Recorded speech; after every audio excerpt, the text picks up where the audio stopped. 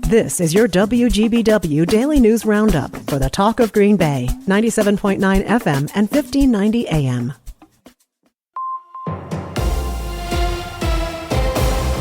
Civic Media News. I'm Terry Bell. Here's what Wisconsin needs to know.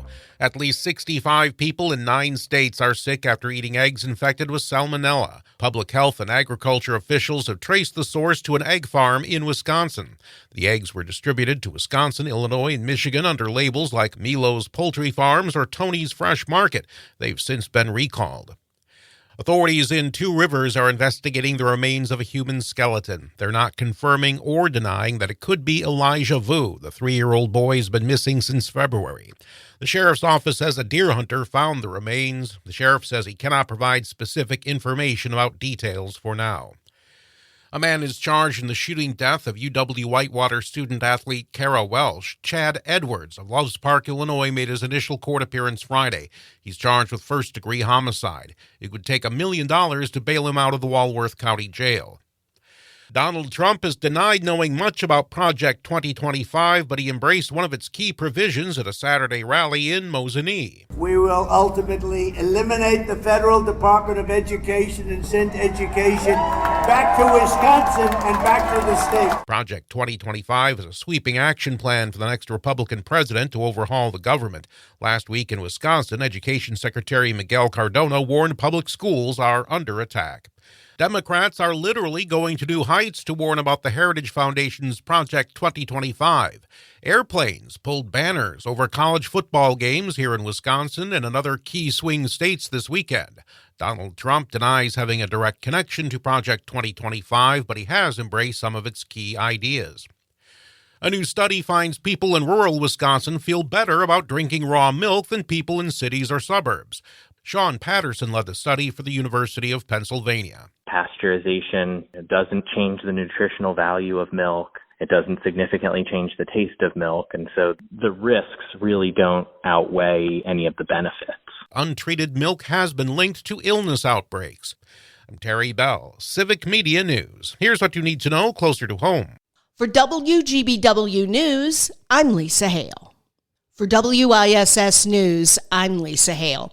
Manitowoc County Sheriff's officials are investigating human skeletal remains located on private property in the town of Two Rivers. In a press release, officials say a local deer hunter found the remains Saturday. Sheriff officials did not provide age, race, or sex of the remains, but did say, quote, "We are fully aware of the ongoing case of missing 3-year-old Elijah Vu." They did not confirm if the remains were related to that case. Elijah was reported missing from Two Rivers on February 20th of this year. A salmonella outbreak linked to eggs from Milo's Poultry Farm in Bonduelle has sickened people across Illinois, Michigan, and Wisconsin. The recalled eggs are labeled Milo's Poultry Farms and Tony's Fresh Market. Restaurants and homes are advised not to eat, cook, or serve the eggs. They should be thrown away. Salmonella can cause diarrhea, fever, stomach cramps, and dehydration. Green Bay will use $916,000 from the federal bipartisan infrastructure law and the Department of Transportation's Safe Streets and Roads for All program. The money will be used to create a safety action plan for bicyclists. The city plans bicycle and pedestrian risk assessments, street lighting assessments, and a bike share feasibility study. A busy Green Bay street is closed starting today for railroad track repair. South Ashland Avenue will be closed between Seymour Court and Clinton Street through September 16th. Access to local businesses will be maintained. Motorists should anticipate backups and may want to find alternate routes. The Walmart Superstore in Oshkosh was evacuated following a bomb threat Sunday evening. Oshkosh police say they were notified of the bomb threat at 6:25 p.m. An explosive detective K-9 from Winnebago County Sheriff's Office, along with officers and store employees, checked the business. No bomb was found. The incident is still under investigation. However, Oshkosh police have identified a possible suspect in Illinois. EAA Aviation Museum is bringing 2 men who worked ground zero during and after the terrorist attacks in New York to speak at a 9/11 memorial presentation at 7 p.m. Wednesday evening.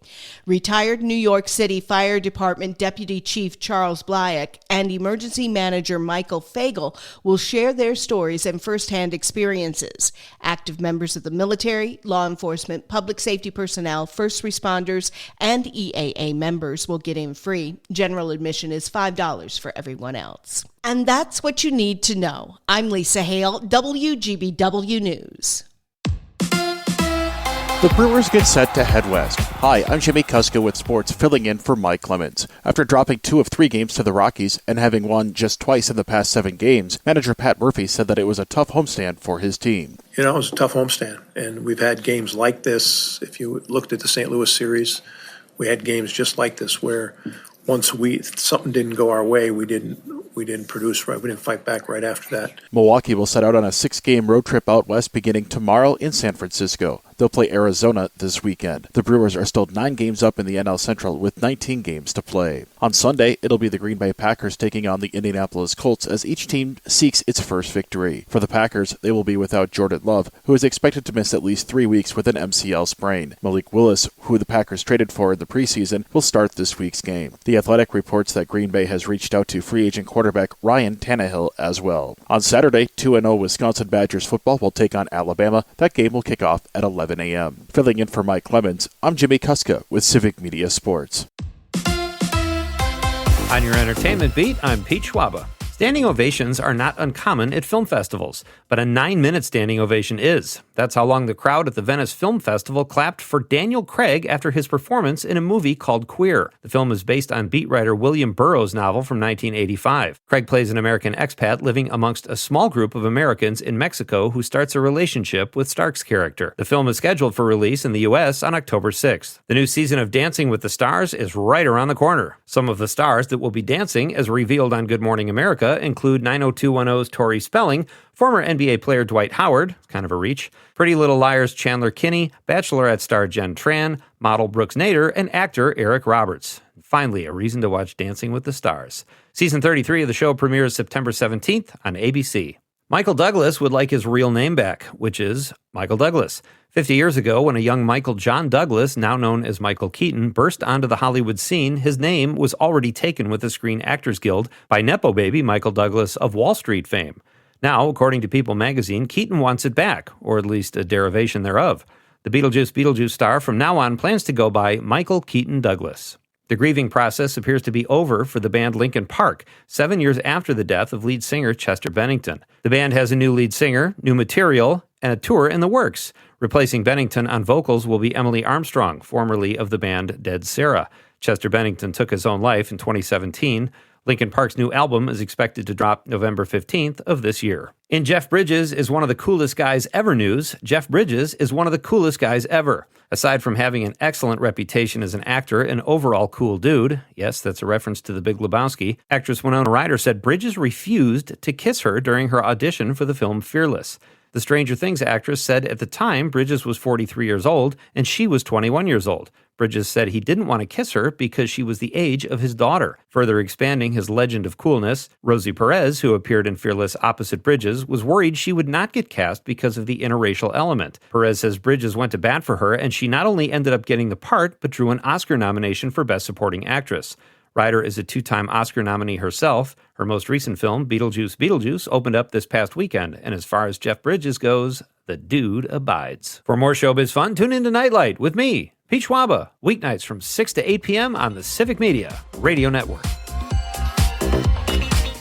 It is going to be mostly sunny today with a high in the upper 70s to low 80s this afternoon. Tonight, mostly clear. We'll drop into the mid-50s tomorrow.